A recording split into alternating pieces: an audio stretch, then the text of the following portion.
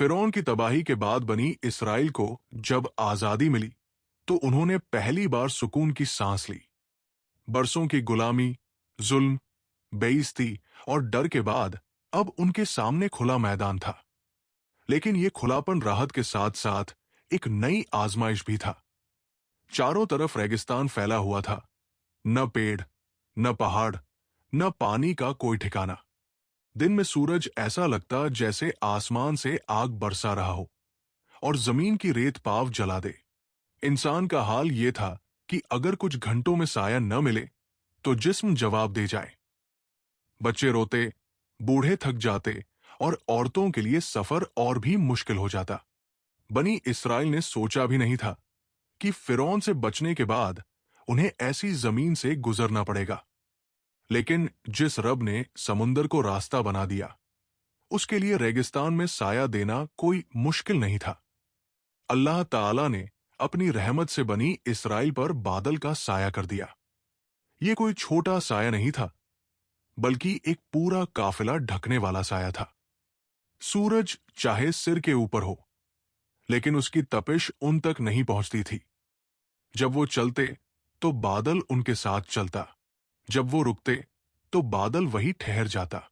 ये साया इस बात की दलील था कि अल्लाह सिर्फ ऊपर से हुक्म नहीं देता, बल्कि अपने बंदों की हालत को देखता भी है।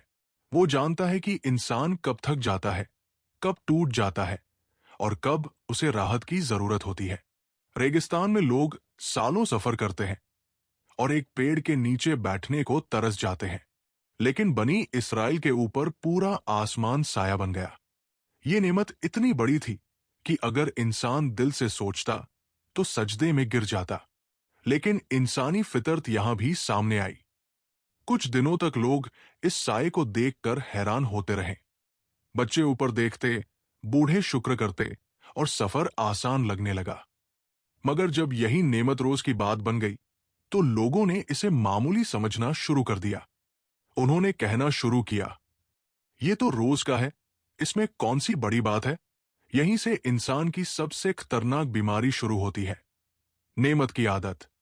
जब नेमत आदत बन जाए तो इंसान उसका शुक्र करना छोड़ देता है।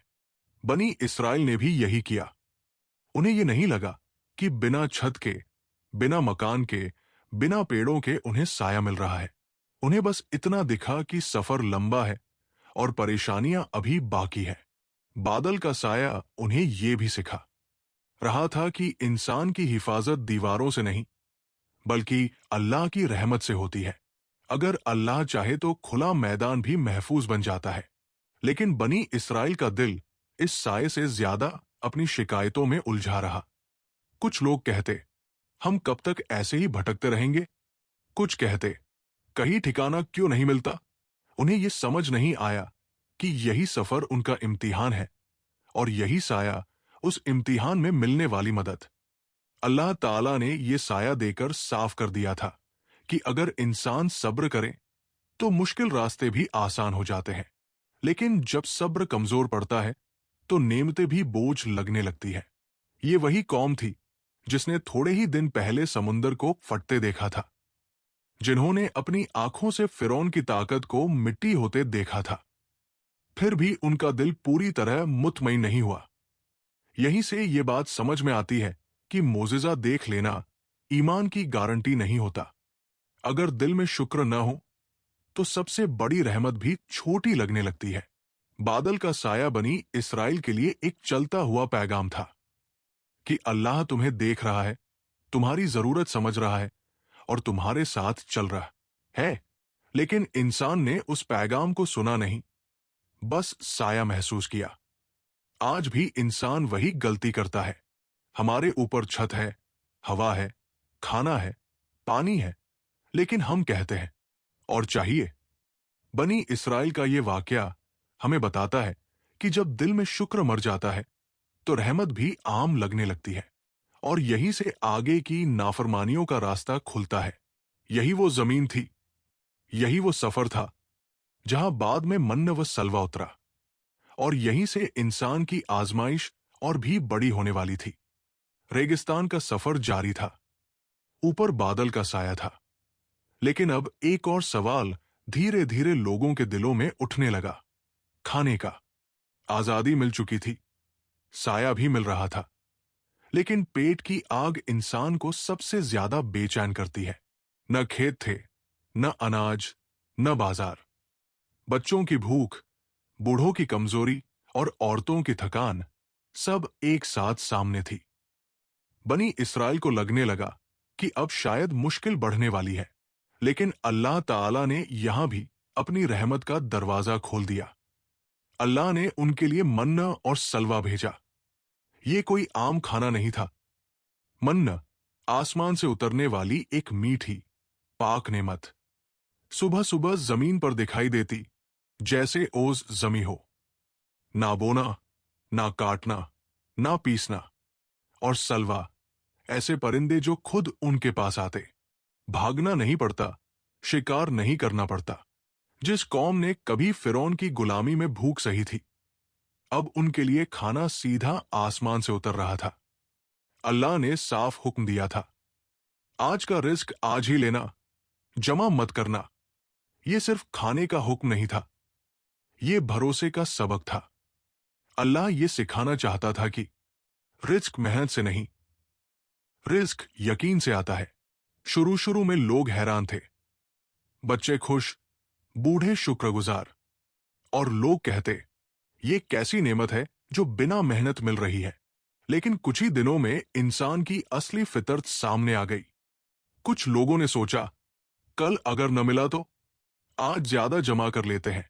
उन्होंने हुक्म के खिलाफ मन जमा करना शुरू कर दिया। और अगली सुबह वो मन सड़ चुका था, उसमें बदबू थी, कीड़े थे।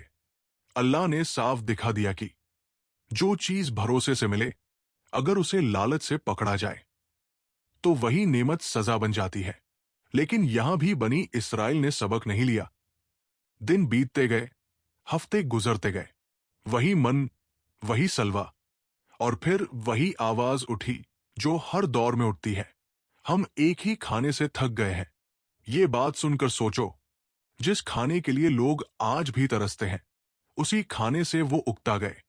उन्होंने कहा, हमें जमीन की सब्जियां चाहिए, दाल, प्याज, लहसुन चाहिए। ये सिर्फ जायके की बात नहीं थी, ये दिल की बीमारी थी।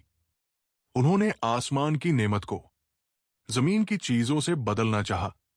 यही वो मोड़ था जहां नाशुक्री खुलकर सामने आई।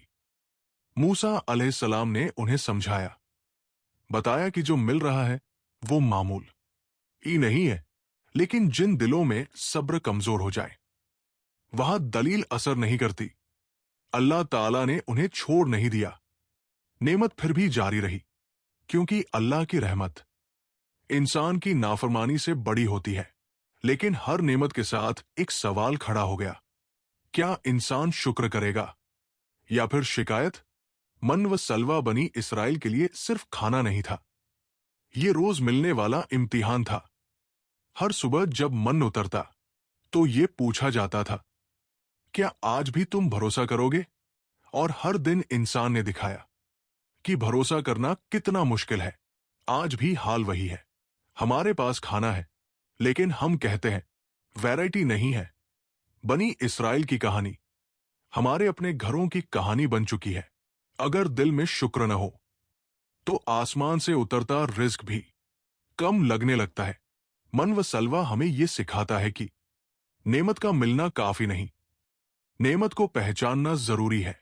और यही नाशुक्री आगे चलकर और बड़ी आजमाइशों की वजह बनी।